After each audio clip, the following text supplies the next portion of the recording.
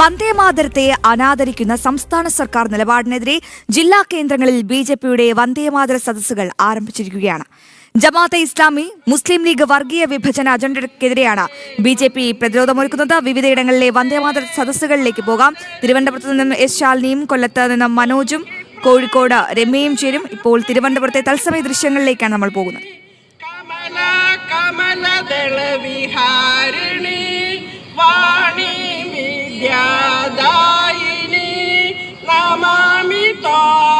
നമാമി കമല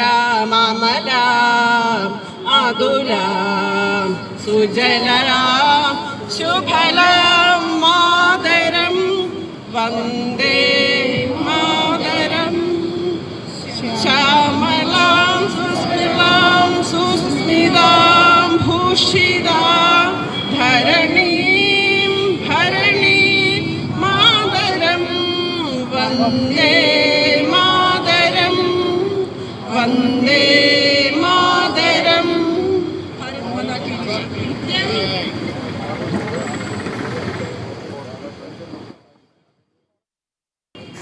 ജമാഅത്തെ ഇസ്ലാമിയുടെയും മുസ്ലിം ലീഗിന്റെയും വർഗീയ അജണ്ട കേരളത്തിൽ നടപ്പിലാക്കുന്നതിന് വേണ്ടിയിട്ട് കേരള സർക്കാർ കേരളത്തിൽ വന്ദേ മാതര ഗാനം പാടില്ല എന്ന് തീരുമാനമെടുത്തിരിക്കുന്നതിന് എതിരെയാണ് ഇന്ന് ഭാരതീയ ജനതാ പാർട്ടി തിരുവനന്തപുരം സിറ്റി ജില്ലാ കമ്മിറ്റിയുടെ നേതൃത്വത്തിൽ ഇവിടെ വന്ദേ മാതര സദസ്സ് നടത്തിയിരിക്കുന്നത്.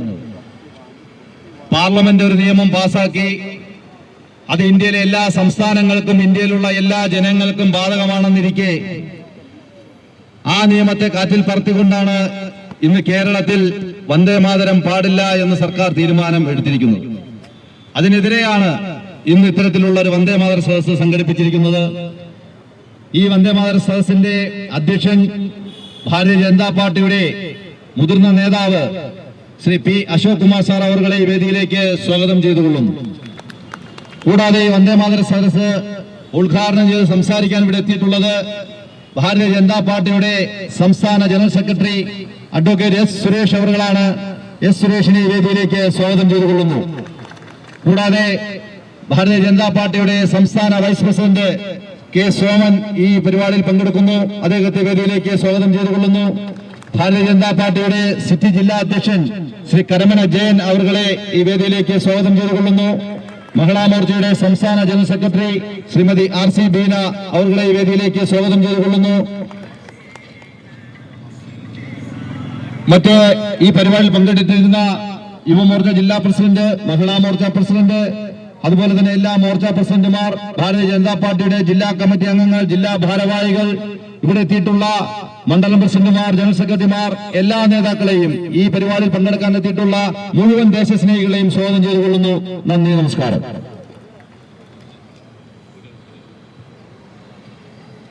വന്ദേമാതര സദസ് ഉദ്ഘാടനം ചെയ്യുവാനായിട്ട് ഭാരതീയ ജനതാ പാർട്ടിയുടെ കരുത്തുറ്റ നേതാവ് അഡ്വക്കേറ്റ് സുരേഷിനെ സാദരം ക്ഷണിക്കുന്നു.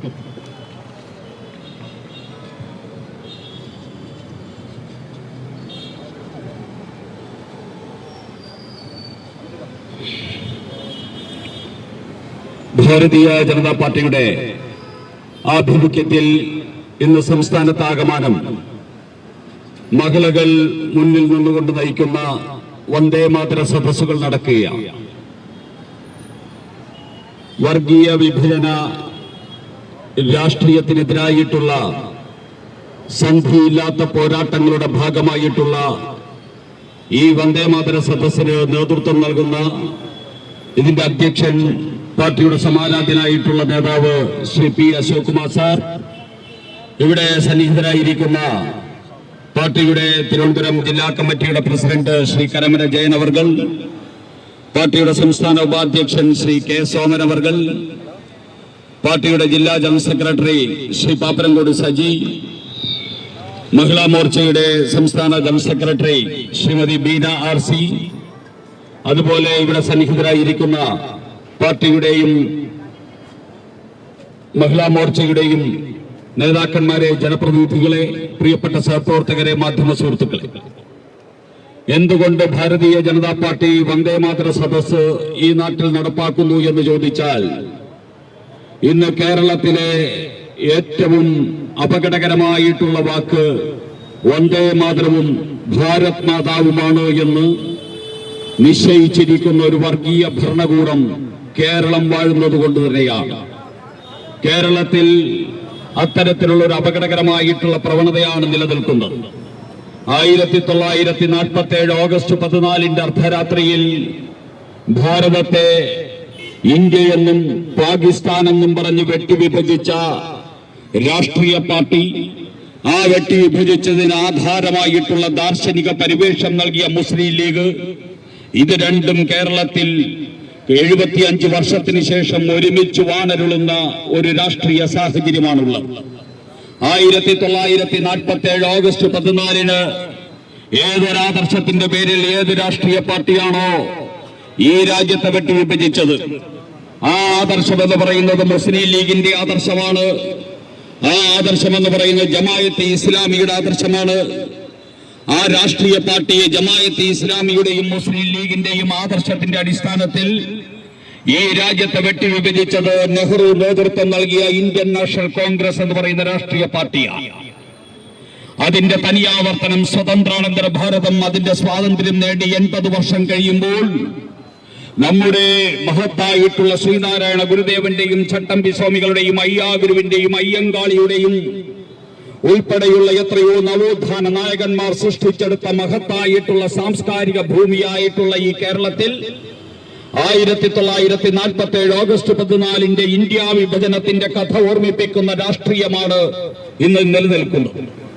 ആ രാഷ്ട്രീയം നമുക്കിന്ന് കേരളത്തിൽ ഓരോ മുക്കിലും മൂലയിലും ആവോളം കാണാൻ സാധിക്കുകയാണ്. കേരളത്തിന്റെ അസംബ്ലിയിലും അത് കാണാൻ സാധിക്കുകയാണ്. കേരളത്തിന്റെ മുഖ്യമന്ത്രിയായിരിക്കുന്ന വി.ഡി. സതീശന്റെ വലതുഭാഗത്തിരിക്കുന്നത് ഈ രാജ്യത്തെ വിഭജിച്ചതിനു വേണ്ടി രൂപീകരിക്കപ്പെട്ട മുസ്ലിം ലീഗിന്റെ നേതാവ് കുഞ്ഞാലിക്കുട്ടിയാണ്. കേരളത്തിന്റെ മുഖ്യമന്ത്രി എന്ന് പറയുന്ന വി.ഡി. സതീശൻ ഇവിടെ മുഖ്യമന്ത്രിയായിട്ട് വന്നിരിക്കുന്നത് സോണിയാഗാന്ധിയും രാഹുൽ ഗാന്ധിയും കെ.സി. വേണുഗോപാലും അടങ്ങുന്ന കോൺഗ്രസിന്റെ ഹൈക്കമാൻഡ് തീരുമാനിച്ചത് കൊണ്ടല്ല. വി.ഡി. സതീശൻ എന്ന് പറയുന്ന മുഖ്യമന്ത്രി ഇന്ന് കേരളം വാഴുന്നത് ഇവിടെ കേരളത്തിൽ നിന്ന് കൈപ്പത്തി ചിഹ്നത്തിൽ ജയിച്ച കോൺഗ്രസിന്റെ MLA-മാർ ഭൂരിപക്ഷാടിസ്ഥാനത്തിൽ തെരഞ്ഞെടുത്തത് കൊണ്ടല്ല. വന്ദേ മാതര സദസ്സിന്റെ മുഖ്യ സംഘാടക വിന്ധ്യ സുനിൽ, ബഹുമാനപ്പെട്ട P. Raghunath, T. V. Unnikrishnan, M. Suresh, Ramya Murali തുടങ്ങി ഈ സദസ്സിൽ പങ്കെടുക്കുന്ന സഹപ്രവർത്തകരെ, നേതാക്കളെ, മാധ്യമ സുഹൃത്തുക്കളെ, രാജ്യത്തെമ്പാടും ദേശീയ ഗീതത്തിന് എതിരെ കോൺഗ്രസും ജിഹാദികളും ഉയർത്തിയ വെല്ലുവിളിയിൽ പ്രതിഷേധിച്ചുകൊണ്ട് ഇത്തരം വന്ദേ മാതര സദസ്സ് സംഘടിപ്പിച്ചിരിക്കുകയാണ്.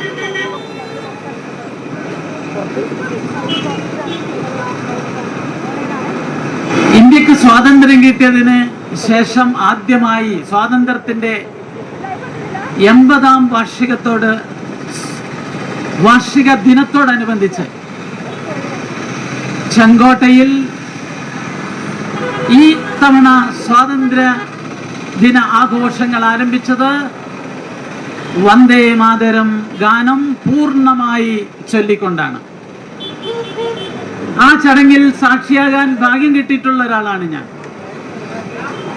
ദേശസ്നേഹ പ്രചോദിതമായ ആ ദേശീയ ഗീതം നമ്മുടെ രാജ്യത്തെങ്ങും സ്വാതന്ത്ര്യാനന്തര ഭാരതത്തിലെ ഇത്തരം ആഘോഷ പരിപാടികളിൽ പൂർണ്ണമായി ചൊല്ലുകയായിരുന്നു. നമ്മുടെ രാജ്യത്തിന് വേണ്ടി, സ്വാതന്ത്ര്യത്തിന് വേണ്ടി ത്യാഗം ചെയ്ത സ്വാതന്ത്ര്യ സമര സേനാനികളുടെ ആത്മാവുകൾ കോൾമേൽ കൊണ്ടിട്ടുണ്ടാകുമെന്ന് നമുക്ക് പ്രതീക്ഷിക്കാം. ഈ രാജ്യത്തിന് വേണ്ടി ത്യാഗം ചെയ്ത സ്വാതന്ത്ര്യ മഹാന്മാരുടെ എല്ലാം അനുഗ്രഹങ്ങൾ സ്വർഗലോകത്ത് നിന്ന് ഈ ഭാരതാംബക്ക് കിട്ടുന്ന ഒരു മുഹൂർത്തമാണ് നമ്മുടെ രാജ്യത്തുണ്ടായിട്ടുള്ളത്. പക്ഷെ ദുഃഖകരമായ സംഗതി പറയട്ടെ, അന്നേ ദിവസം കോൺഗ്രസിന്റെ ആസ്ഥാനത്തിൽ വന്ദേ മാതരം ചൊല്ലുമ്പോൾ ഉണ്ടായിട്ടുള്ള കാര്യത്തെ സംബന്ധിച്ച് പ്രകാശ് ബാബുവിടെ പറഞ്ഞു. സോണിയാഗാന്ധി അതിനെ തടസ്സപ്പെടുത്തുകയായിരുന്നു. 71-ൽ ദേശീയ ഗാനത്തെ സംരക്ഷിക്കുന്നതിന് വേണ്ടി കോൺഗ്രസ് ഉണ്ടാക്കിയ അതേ നിയമം ഇപ്പോൾ 2026 മുതൽ ദേശീയ ഗീതത്തിനും ബാധകമാണ്. അതിന്റെ ഭാഗമായി സോണിയാഗാന്ധി 3 വർഷം ജയിലിൽ കിടക്കുന്ന ഗുരുതരമായ കുറ്റമാണ് ചെയ്തിട്ടുള്ളത്. അവർ പരസ്യമായി വന്ദേ മാതരത്തെ, ആ ദേശീയ ഗീതത്തെ തടസ്സപ്പെടുത്തുന്ന കാഴ്ചയാണ് നമ്മൾ കണ്ടത്. പ്രിയപ്പെട്ട സോണിയാഗാന്ധി, നിങ്ങൾ ഇവിടെ പറഞ്ഞതുപോലെ വിദേശിയായിരുന്നു. നമ്മുടെ രാജ്യത്തെ ഒരു പ്രധാനപ്പെട്ട കുടുംബത്തിൽ നിന്ന് ഒരാൾ നിങ്ങളെ പ്രണയിച്ചു, നിങ്ങളെ കാമുകിയായി, നിങ്ങളെ ഭാര്യയായി, സഹോദരിയായി, അമ്മയായി, എന്തിനേറെ പറയുന്നു, ലോകത്തിലെ ഏറ്റവും വലിയ ജനാധിപത്യ രാജ്യം നിങ്ങളെ ഒരു വലിയ നേതാവായി കൂടി അംഗീകരിച്ച ഒരു പുണ്യഭൂമിയാണ് ഈ മഹാഭാരതം. ഈ ഭാരത മണ്ണിനെയാണ് സോണിയാഗാന്ധി നന്ദിയില്ലാതെ അപമാനിച്ചിട്ടുള്ളത്. ഈ നിന്ന ഭാരതം പൊറുക്കില്ല, ഈ നിന്ന ഈ രാജ്യം പൊറുക്കില്ല. അതുപോലെ തന്നെ കേരളത്തിൽ എന്ത് സംഭവിച്ചു? കേരളത്തിൽ VD സതീശൻ മാത്രം വന്ദേ മാതരം ഗീതം ഒഴിവാക്കിക്കൊണ്ടാണ് സ്വാതന്ത്ര്യദിനം ആഘോഷിച്ചത്. ഇവിടുത്തെ ജമാഅത്തെ ഇസ്ലാമിയുടെ മുഖ്യമന്ത്രിയാണ് ഇയാളെന്ന്, ഇവിടുത്തെ മുസ്ലിം ലീഗിന്റെ അടിമയാണ് ഇയാൾ എന്ന് തെളിയിച്ചിരിക്കുന്നു. ഈ കഴിഞ്ഞ 80-ാം സ്വാതന്ത്ര്യ ദിനാഘോഷത്തിന്റെ ഭാഗമായി വന്ദേ മാതരം ചൊല്ലാത്ത ഒരേ ഒരു മുഖ്യമന്ത്രി ഈ VD സതീശനാണ്. മിസ്റ്റർ VD സതീശൻ, നിങ്ങളെ കുറിച്ച് നമ്മുടെ ജൻസി കുട്ടികൾ പറയുന്നത് നിങ്ങൾ പൂക്കി മുന്ദ്ര മുഖ്യമന്ത്രിയാണ്, അല്ല, നിങ്ങളൊരു പോക്കിരി മുഖ്യമന്ത്രിയാണ്, രാജ്യദ്രോഹിയായ പോക്കിരിയാണ് എന്ന് പറയാൻ ഞാൻ ഉദ്ദേശിക്കുക. VD സതീശന്റേത് കള്ളച്ചിരിയാണ്, ആത്മാർത്ഥതയില്ലാത്ത ചിരിയാണ്. പല സംഭവങ്ങളും നമ്മൾ മനസ്സിലാക്കാൻ സാധിച്ചു. ഇവിടെ ജമാഅത്തെ ഇസ്ലാമിയും മുസ്ലിം ലീഗുമാണ് VD സതീശനെ നിയന്ത്രിക്കുന്നത്. നമ്മുടെ രാജ്യത്തിന്റെ ചരിത്രത്തിൽ വന്ദേ മാതരം ഗീതത്തിനുള്ള പ്രാധാന്യം നമുക്കറിയാം. ബങ്കിം ചന്ദ്രോപാധ്യായ രചിക്കുകയും കോൺഗ്രസിന്റെ സമ്മേളനത്തിൽ ഈ ഗാനം പൂർണ്ണമായി ആദ്യമായി ആരംഭിച്ചത് മഹാനായ രവീന്ദ്രനാഥ് ടാഗോർ ആയിരുന്നു. സുഭാഷ് ചന്ദ്രബോസ് അദ്ദേഹത്തിന്റെ സൈന്യത്തിന്റെ പടപ്പാട്ടായി ഈ ഗീതത്തെ കൊണ്ടു നടന്നു. ഖുദീറാം ബോസ് കഴുമരത്തിലേക്ക് നടന്നു പോകുമ്പോൾ ഉറക്കെ പാടി നടന്ന ഗാനമാണ് എന്ന് നമ്മൾ മനസ്സിലാക്കേണ്ടതുണ്ട്.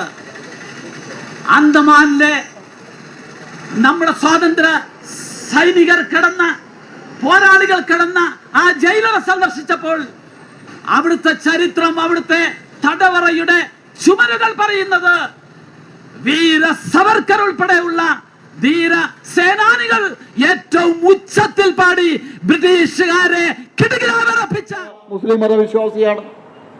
കോൺഗ്രസ് ഭരിക്കുന്ന കർണാടകയിലും അതുപോലെ തന്നെ ജാർഖണ്ഡിലുമെല്ലാം മുസ്ലിം മതവിശ്വാസികളായിട്ടുള്ള മന്ത്രിമാരും അതുപോലെ തന്നെ കോൺഗ്രസിന്റെ നേതാക്കളുമുണ്ട്.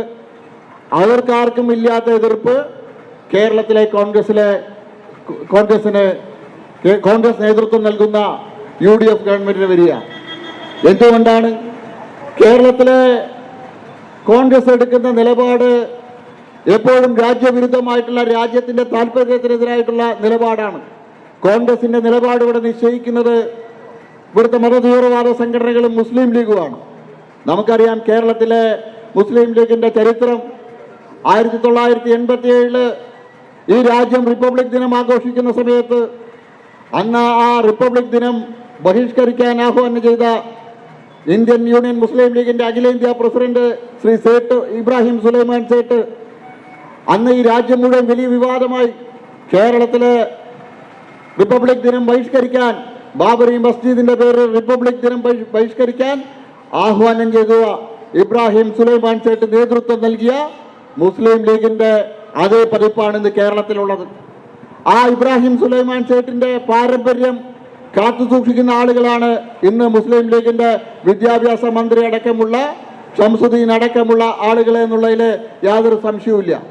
ഷംസുദ്ദീൻ പറയുകയാണ്, വന്ദേ മാതരം ആലപിക്കാൻ ഞങ്ങൾ തയ്യാറല്ല, വന്ദേ മാതരം ആലപിക്കേണ്ട ആവശ്യമില്ല. ഇത്തരത്തിലെ നിലപാടുകൾ എടുക്കാൻ മുസ്ലിം ലീഗിന് ധൈര്യം നൽകുന്നത് കോൺഗ്രസിന്റെ നട്ടല്ലില്ലായ്മയാണ്. കോൺഗ്രസിന്റെ നിലപാടുകൾ ഇവിടെ നിശ്ചയിക്കുന്നത് മുസ്ലിം ലീഗ് ആയതുകൊണ്ടാണ് കോൺഗ്രസിന് ഈ നിലപാട് സ്വീകരിക്കേണ്ടി വരുന്നത്. ഇത് ഈ കാര്യത്തിൽ വന്ദേ മാതരത്തിന്റെ കാര്യത്തിൽ മാത്രമല്ല, നേരത്തെ ഇവിടെ ജസ്റ്റിൻ ജേക്കബ് സൂചിപ്പിച്ചു, PM ശ്രീ അടക്കമുള്ള കേന്ദ്ര പദ്ധതികൾ ഇവിടുത്തെ വിദ്യാർത്ഥികൾക്ക് അതുപോലെ തന്നെ വിദ്യാഭ്യാസ സ്ഥാപനങ്ങളുടെ എല്ലാം ഗുണനിലവാരം ഉയർത്താനും അടിസ്ഥാന സൗകര്യ വികസനത്തിനുമായിട്ടുള്ള PM ശ്രീ പോലെയുള്ള പദ്ധതികൾ പോലും വർഗീയതയുടെ പേരിൽ അത് ഈ കേരളത്തിൽ നടപ്പാക്കാൻ ഞങ്ങൾ തയ്യാറല്ല എന്നത് പറയാൻ മുസ്ലിം ലീഗ് തയ്യാറാവുന്ന സാഹചര്യം, ആ മുസ്ലിം ലീഗിന്റെ സമ്മർദ്ദത്തിന് വഴങ്ങാൻ ഇവിടുത്തെ കോൺഗ്രസ് തയ്യാറാവുന്ന സാഹചര്യം വേണമെന്ന് ഭാരതീയ ജനതാ പാർട്ടി ആവശ്യപ്പെട്ടാൽ നിങ്ങൾ ഞങ്ങൾ വർഗീയവാദി എന്ന് വിളിക്കുന്നു. എന്താ എല്ലായിടത്തും മതേതരത്വം ഭരണഘടനയെ ഉയർത്തിപ്പിടിച്ച് പുരപ്പുറത്ത് കയറി നിന്ന് നിൽക്കുന്ന VD സതീശനോട് ഞങ്ങൾ ചോദിക്കുന്നു, കേരളത്തിൽ മതേതര ജനസംഖ്യാ നിയന്ത്രണം കൊണ്ടുവരാൻ താൻ തയ്യാറാണോ? കേരളത്തിൽ സർവ്വ മതങ്ങളെയും ഉൾക്കൊള്ളുന്ന പൊതു സിവിൽ കോഡ് കൊണ്ടുവരാൻ നിങ്ങൾ തയ്യാറാണോ? കേരളത്തിൽ മതേതരത്വം പുലരണമെങ്കിൽ അത് പുലർത്താൻ സാധിക്കുന്ന പാർട്ടി ഭാരതീയ ജനതാ പാർട്ടിയാണ്.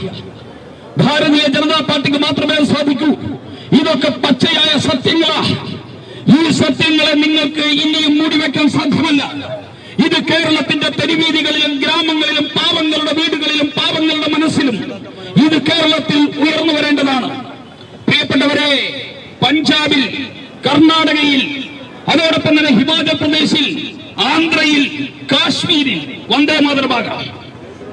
അവിടെ മുസ്ലിമില്ലേ? ഈ സ്ഥലങ്ങളിൽ മുസ്ലിമില്ലേ? കാശ്മീരിൽ മുസൽമാനില്ലേ? എന്താ വന്ദേ മാതരം പാടിയത്? മുസ്ലിങ്ങൾ ഉൾപ്പെടെ തട്ടമിട്ട സഹോദരിമാർ എന്തിനാ അഭിമാനത്തോടെ കാശ്മീരിന്റെ മണ്ണിൽ ഉധംപൂരിൽ, ലാൽ ചൌക്കിൽ വന്ദേ മാതരം പാടിയത് നിങ്ങൾ കേട്ടില്ലേ?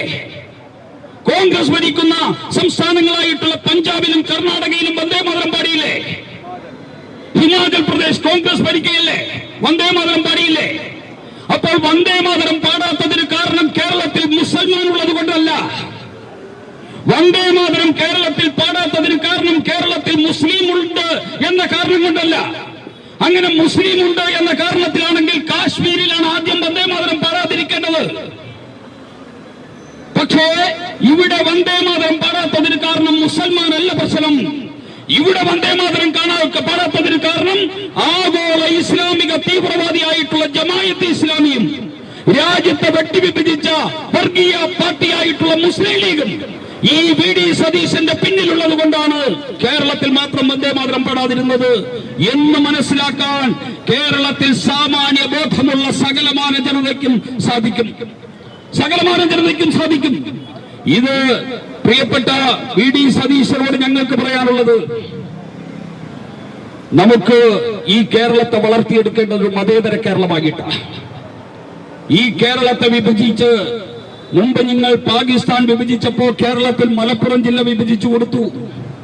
വർഗീയതയുടെ പേരിൽ, മതത്തിന്റെ പേരിൽ ഇന്ത്യയും കേരളത്തെ വിഭജിക്കാൻ വേണ്ടിയുള്ള ഇത്തരത്തിലുള്ള പരിശ്രമങ്ങൾ നടത്തരുത് എന്നാണ് ഞങ്ങൾക്ക് പറയാനുള്ളത്. കാരണം ഈ വർഷത്തെ പരമാവധി പണം കടമെടുത്തു കഴിഞ്ഞിരിക്കുന്നു.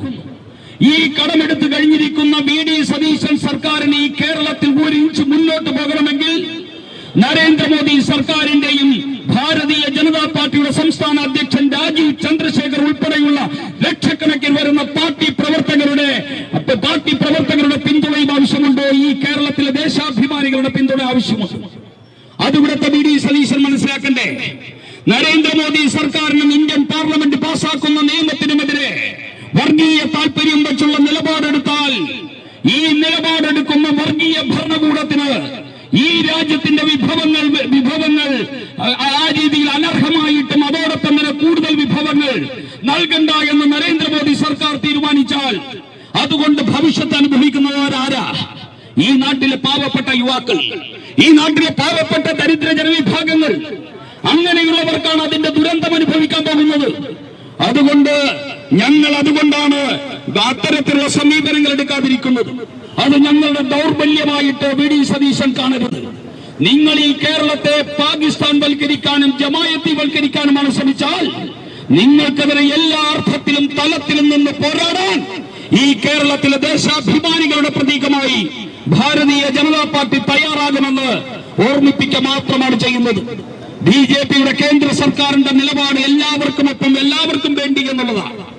ആ നിലപാട് കൊണ്ടാണ് ഈ വർഗീയവാദികൾ മതമാണ് സർവ്വതമെന്ന് വിശ്വസിക്കുന്ന പാകിസ്ഥാൻ ശിങ്കിടിക്കൂട്ടങ്ങളായ പാകിസ്ഥാനിലെ കിലുകിലുങ്ങുന്ന വെള്ളിക്കാശിനു വേണ്ടി ഈ കേരളത്തിൽ രാഷ്ട്രീയ പ്രവർത്തനം നടത്തുന്ന ഈ നീചന്മാർ കേരളം ഭരിക്കുമ്പോഴും കേരളത്തിന്റെ അവകാശങ്ങൾ അർഹിക്കുന്നതിനപ്പുറത്ത് അംഗീകാരം നൽകി നരേന്ദ്രമോദി സർക്കാർ കേരളത്തെ ചേർത്ത് നിർത്തുന്നത് എല്ലാവർക്കുമൊപ്പം എല്ലാവർക്കും വേണ്ടി എന്ന നരേന്ദ്രമോദിയുടെയും ഭാരതീയ ജനതാ പാർട്ടിയുടെയും ആദർശത്തിന്റെ ഭാഗമാണ് എന്ന് നിങ്ങളെ ഓർമ്മിപ്പിക്കുക. ഇത് ഞങ്ങളുടെ ബലഹീനതയല്ല. അതുകൊണ്ട് വി ഡി സതീശനോട് ഒരൊറ്റ കാര്യം മാത്രമേ പറയുന്നുള്ളൂ. 1920കളിൽ ഈ ഇന്ത്യ മഹാരാജ്യത്ത് ഖിലാഫത്ത് പ്രസ്ഥാനമുണ്ടായി. ആ ഖിലാഫത്ത് പ്രസ്ഥാനത്തിന് കാരണമായിട്ടുള്ളത് തുർക്കിയിലെ ഖലീഫയെ ബ്രിട്ടീഷുകാരൻ സ്ഥാനഭ്രഷ്ടരാക്കി എന്നതിന്റെ പേരില്ല. അന്ന് മഹാത്മാഗാന്ധിയോട് എല്ലാവരും പറഞ്ഞു, ഖിലാഫത്ത് പ്രസ്ഥാനം എന്ന് പറയുന്നത് രാജ്യത്തിന്റെ വിഭജനത്തിലേക്കെത്തും, അതുകൊണ്ട് വേണ്ട എന്ന് പറഞ്ഞു. പക്ഷേ ഈ രാജ്യത്തിലെ മതഭേദമന്യേ എല്ലാവരും കോൺഗ്രസ് എന്ന് പറയുന്ന ദേശീയ പാർട്ടിയോടൊപ്പം ഈ സമരരംഗത്തുണ്ടായിരുന്നപ്പോൾ അവരെ മതത്തിന്റെ പേരിൽ വിഭജിക്കാൻ വേണ്ടി ആദ്യം കൊണ്ടുവന്ന അപകടകരമായിട്ടുള്ള വിഡ്ഢിത്തമായിട്ടുള്ള തീരുമാനമാണ് ഖിലാഫത്ത് പ്രസ്ഥാനം. ആ ഖിലാഫത്ത് പ്രസ്ഥാനം ഉണ്ടായ വേളയിലാണ് 1937 വന്ദേ മാതരത്തെ വെട്ടിമുറിക്കാൻ മുഹമ്മദ് അലി ജിന്നയുടെ നേതൃത്വത്തിലുള്ള പരിശ്രമം ഉണ്ടായി. അതിനുശേഷം വന്ദേ മാതരത്തെ വെട്ടിമുറിച്ചു കോൺഗ്രസ്, മുഹമ്മദ് അലി ജിന്ന പറഞ്ഞത് പ്രകാരം.